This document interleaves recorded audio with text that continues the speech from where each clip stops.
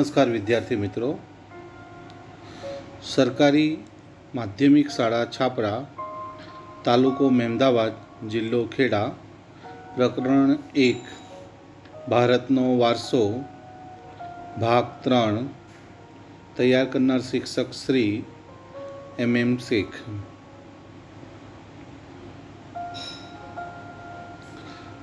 પ્રશ્ન નંબર 10. આગળની બે સ્લાઇડમાં આપણે પ્રશ્ન નંબર 9 સુધી જોઈ ગયા છે. આ સ્લાઇડમાં આગળ આપણે પ્રશ્ન નંબર 10થી શરૂ કરીએ. તો પ્રશ્ન નંબર 10, ટૂંક નોંધ લખો. ભૂમિ દ્રશ્યો અથવા હિમાલયનું મહત્ત્વ. જો સૌથી પહેલાં આપણે ફોટાની ચર્ચા કરી લઈએ, કારણ કે પછી ફોટા ઉપર લખાણ આવી જશે. જો એક લેક છે, બરાબર, અને પછી ઉપરના ફોટામાં તળાવ છે, એના પાછળ હિમાલયનું આખું ચિત્ર છે, નીચે અમરનાથ, બદ્રીનાથ અને કેદારનાથના ફોટા જોવા મળે છે. ચલો હવે આપણે હિમાલયનું મહત્ત્વ જોઈએ. પહેલો મુદ્દો છે, ભૂમિ આકારો દ્વારા અનેક ભૂમિ દ્રશ્યનું સર્જન થાય છે. જો ભૂમિ આકારો, ભૂમિ અલગ અલગ સ્વરૂપની હોય છે ભાઈ. મેદાની સ્વરૂપની હોય, ઉચ્ચ પ્રદેશ સ્વરૂપની હોય, ખીણ પ્રદેશ સ્વરૂપની હોય, પછી પર્વતીય સ્વરૂપની હોય. તો એ જે ભૂમિના આકારો છે, એ ભૂમિના આકારોના કારણે ભૂમિ દ્રશ્યનું સર્જન થાય છે. દાખલા તરીકે હિમાલય પર્વત એ ભૂમિનો એક આકાર છે. હિમાલય પર્વત શું છે ભાઈ? એ ભૂમિનો આકાર છે. હિમાલયમાં અનેક પ્રકારની વનસ્પતિ, ખનિજો, અવનવા પશુ પક્ષીઓ, શિખરો આવેલા છે, જે ભૂમિ દ્રશ્યો છે. એ ભૂમિ દ્રશ્યો છે. હિમાલય શું છે ભાઈ? ભૂમિ આકાર છે, અને ભૂમિ આકારના કારણે ભૂમિ દ્રશ્યોનું સર્જન થાય છે. હિમાલય જે ભૂમિ આકાર છે તેના કારણે હિમાલયમાં અનેક પ્રકારની વનસ્પતિ, ખનિજો, અવનવા પશુ પક્ષીઓ, શિખરો આવેલા છે, જે ભૂમિ દ્રશ્યો છે. આ ઉપરાંત હિમાલયમાં શું આવેલું છે કે હિમાલય આપણને કઈ રીતે ઉપયોગી છે? તો બારેમાસ વહેતી નદીઓ અને તરાઈના જંગલો આવેલા છે. પછી હિમાલયમાં અમરનાથ, બદ્રીનાથ, કેદારનાથ જેવા યાત્રાધામો તથા નંદાદેવી જેવા શિખરો આવેલા છે, જે ભૂમિ દ્રશ્યો છે. ને આમ ભારત માટે હિમાલયનું ઘણું જ મહત્ત્વ છે. હિમાલય પર્વત છે જે ભૂમિ દ્રશ્યનું સર્જન કરે છે. એકવાર પાછું રિવિઝન કરી લઈએ. ભૂમિ આકારો દ્વારા અનેક ભૂમિ દ્રશ્યનું સર્જન થાય છે. દાખલા તરીકે હિમાલય પર્વત એ ભૂમિ આકાર છે.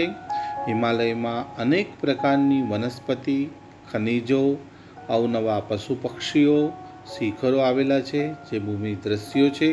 આ ઉપરાંત બારેમાસ વહેતી નદીઓ અને તરાઈના જંગલો, તેમજ હિમાલયમાં અમરનાથ, બદ્રીનાથ, કેદારનાથ જેવા યાત્રાધામો તથા નંદા જેવા શિખરો આવેલા છે, જે ભૂમિ દ્રશ્યો છે. આમ ભારત માટે હિમાલયનું ઘણું જ મહત્ત્વ છે. ચલો આગળનો પ્રશ્ન લઈએ. પ્રશ્ન નંબર 11. જો કેટલું સરસ ચિત્ર છે. સંધ્યા સમયનું નદીનું દ્રશ્ય છે, જેમાં કુદરતે સૌંદર્ય સૂઝ, કલા સૂઝ રાખી છે, મનની શાંતિ અને માનસિક શાંતિ રાખી છે. આવા ભૂમિ દ્રશ્યોનો આપણે સંપર્ક વર્ષમાં ઓછામાં ઓછો એકવાર કરવો જ જોઈએ. ચલો પ્રશ્ન વાંચીએ. ભારતની નદીઓ અતિ પ્રાચીન કાળથી આજ દિન સુધી પવિત્ર લોકમાતાઓ રહી છે. સમજાવો. ભારતની નદીઓ અતિ પ્રાચીન સમયથી આજ દિન સુધી પવિત્ર લોકમાતાઓ રહી છે. એ આપણને પ્રશ્ન સ્વરૂપે પૂછ્યું છે, સમજાવવાનું છે. તો સિંધુ, ગંગા, યમુના, કાવેરી, નર્મદા, ગોદાવરી, સરસ્વતી વગેરે નદીઓએ ભારતના લોકજીવનને સમૃદ્ધ બનાવ્યું છે. તમે કલ્પના ના કરી શકો કે નદી વગર, મીઠા પાણી વગર આપણું જીવન કેવું હોઈ શકે, બરાબર. તો આ બધી જ નદીઓ છે, અહીંયા જે નામ છે એ અને સિવાયની પણ તમામ નદીઓએ ભારતના લોકોના જીવનને સમૃદ્ધ બનાવ્યું છે. ભારતની સંસ્કૃતિનો ઉદય અને વિકાસ પણ સિંધુ અને રાવી નદીના કિનારે જ થયો હતો. હે ને? આપણા ત્યાં જે સૌપ્રથમ માનવ સભ્યતાનો વિકાસ થયો એ પણ સિંધુ અને રાવી નદીના કિનારે જ થયો હતો.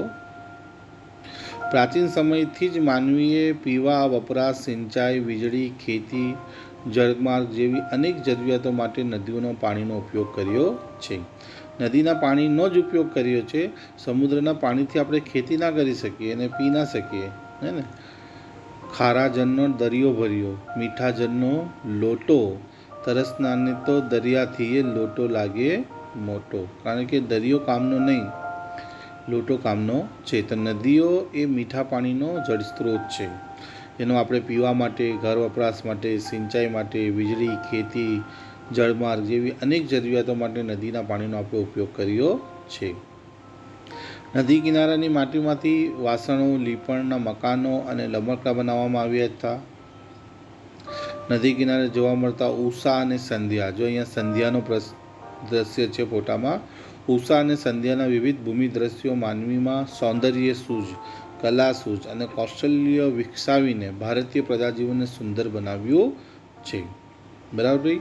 તો આ પ્રશ્ન પણ મોસ્ટ આઈએમપી છે, ખાસ જોઈ લેવું. ચલો, પછી આવે છે પ્રાકૃતિક વારસાના અંગ તરીકે વનસ્પતિ જીવનનો પરિચય આપો. એ પ્રાકૃતિક વારસાનો એક અંગ છે વનસ્પતિ જીવન.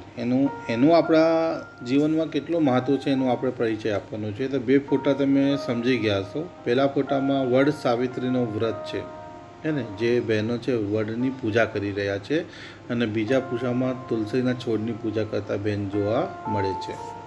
તો આ બંને જે ચિત્રો છે ને એ પોતે જ વનસ્પતિનું મહત્ત્વ, ધાર્મિક મહત્ત્વ સમજાવે છે. ભારતની પ્રજા આદિ સમયથી, એટલે બહુ પ્રાચીન સમયથી પર્યાવરણ પ્રેમી રહી છે, જેની સાક્ષી તેનો વૃક્ષ પ્રેમ, પુષ્પ પ્રેમ અને છોડવાઓ પ્રત્યેનો આદર્શ સૂચવે છે. માણસ, પ્રાણી, પશુ પક્ષી વગેરે આહાર માટે વનસ્પતિ પર આધાર રાખે છે. તો સ્વાભાવિક વસ્તુ છે, માણસ હોય, પ્રાણી હોય કે પશુ પક્ષી હોય, એનો પોતાનો ખોરાક એ વનસ્પતિમાંથી જ મેળવે છે. જો અહીંયા આમળા છે, અરડુસી એટલે કે એલોવેરા છે, બરાબર, ગુલાબ, ચંપો, મોગરો એ બધાના ફૂલો છે. ભારતમાં વડ, પીપળો, તુલસી વગેરેની પૂજા ધૂપ દીપ કરવામાં આવે છે. વડ સાવિત્રીના વ્રતમાં વડની પૂજા કરવામાં આવે છે. જોયું ને આપણે આગળના ફોટામાં. હરડે, આમળા, બહેડા, કુંવરપાઠું, અરડુસી, લીમડો વગેરે ઔષધિઓએ તથા મોગરો, ગુલાબ, કમળ, ડમળો, સૂરજમુખી, ચંપો, નિશાગંધા, જુહી વગેરે જેવા પુષ્પોએ માનવ જીવનને ખૂબ જ સુંદર, સુવાસિત, નિરામય અને સમૃદ્ધ બનાવ્યું છે. આ વનસ્પતિનું આપણા જીવનમાં મહત્ત્વ દર્શાવતા મુદ્દા છે. ઓકે, ચલો આગળનો પ્રશ્ન છે પ્રાકૃતિક વારસાના અંગ તરીકે વન્ય જીવનનો પરિચય આપો. જે વનસ્પતિ જીવનનું મહત્ત્વ આપણા જીવનમાં છે, વનસ્પતિ જીવનનો, એવી રીતે વન્ય જીવન સાથે પણ આપણો ધર્મ, આપણો રોજિંદો જીવન જોડાયેલો છે. ચલો એને લાગતા મુદ્દા જોઈએ. પ્રાચીન કાળથી ભારતની પ્રજા પ્રાણી પ્રેમી રહી છે. ભારતમાં હાથી, ગેંડો, ચિત્તો, વાઘ, વરુ, રીંછ, સિંહ, હરણ, સાબર, રોજ, શિયાળ, સસલા, અજગર, સાપ, નાગ, નોળિયો, ગો, સાવડી જેવા અનેક વન્યજીવો જોવા મળે છે. આ બધા જ વન્યજીવો ભારતમાં જોવા મળે છે. આ સિવાય બી ઘણા બધા છે, પણ બધાની યાદી આપણે ના બતાવી શકીએ. તમને જેટલા યાદ રહે, આની બહારનું બી તમે લખવું હોય તો લખી શકો.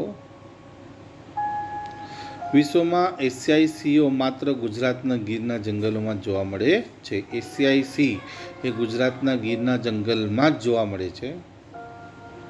આપણી સરકારે વન્યજીવની રક્ષા માટે અભયારણ્યો બનાવ્યા છે. તેમના જીવનની સુરક્ષા માટે કાયદા પણ ઘડેલ છે. અભયારણ્યો પણ બનાવ્યા છે વન્યજીવોની રક્ષા માટે, અને સરકારે કાયદા પણ કર્યા છે. જો આ સરસ પ્રશ્ન છે. તમને ચિત્ર દેખાય છે, પહેલો ચિત્ર છે, બીજો અને ત્રીજો.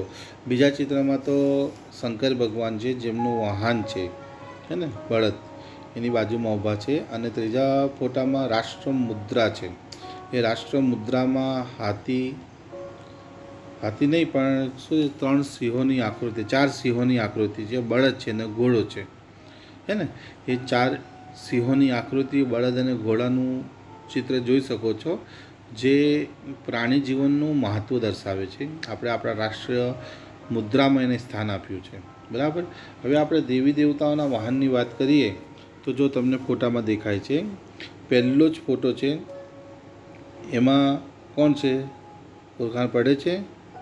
એ યમરાજ છે અને એમનું વાહન શું છે? પાડો છે. બીજા ફોટામાં છે શનિદેવ અને એમનું વાહન છે કાગડો. ત્રીજા ફોટામાં છે ભગવાન શિવ અને એમનો વાહન છે બળદ. ચોથા ફોટામાં છે વિષ્ણુ ભગવાન છે, જેમનું વાહન છે શેષનાગ.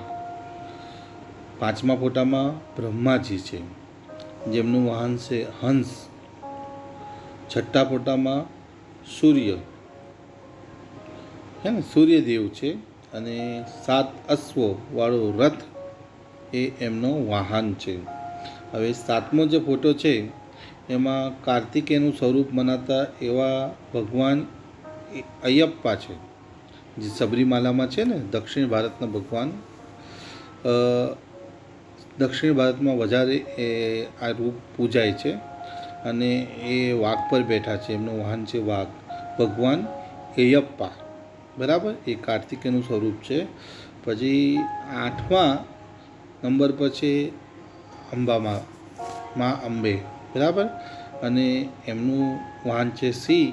9મા ફોટામાં છે ઇન્દ્ર, એમનું વાહન છે હાથી, હે ને, એને આપણે ઐરાવત પણ કહીએ છીએ. અને છેલ્લે 10મા ફોટામાં છે લક્ષ્મી માતા છે અને એમનું વાહન છે ઘુવડ. તો આ દેવી દેવતાઓના વાહનો છે, પશુ પ્રાણીઓ, જે પ્રાણી જીવનનું મહત્ત્વ દર્શાવે છે, બરાબર. અને આપણા દેવી દેવતાઓના વાહન હોવાના કારણે આપણે આ પ્રાણીઓ પ્રત્યેનો વ્યવહાર કેવો રાખ્યો છે? શ્રદ્ધાપૂર્વકનો રાખ્યો છે. અહીંયા ગણેશજીનો ફોટો નથી, જો કે એ બધાથી આપણે પરિચિત જ છીએ, એટલે મેં એમનો ફોટો નથી રાખ્યો, બરાબર ભાઈ. ચલો આગળ જઈએ. લોકોએ વાઘ, મોર, મગર, ગરુડ વગેરે જેવા વન્યજીવોને દેવી દેવતાઓના વાહન તરીકે સ્થાન આપ્યું છે. તમે જો અહીંયા વાઘ, મોર, મગર, ગરુડ એ સિવાય બી તમારે લખવું હોય તો તમે આ બીજા ફોટાના ઉપરથી દેવી દેવતાઓના નામ લખી શકો છો, એમના વાહનોના નામ લખી શકો છો, બરાબર. ભારતના બંધારણના આપણી રાષ્ટ્ર મુદ્દામાં 4 સિંહો દેખાય છે, ઘોડો અને બળદની આકૃતિને સ્થાન આપીને વન્યજીવોનું ગૌરવ કર્યું છે. ઓકે, અસ્તુ. જય હિન્દ, જય ભારત.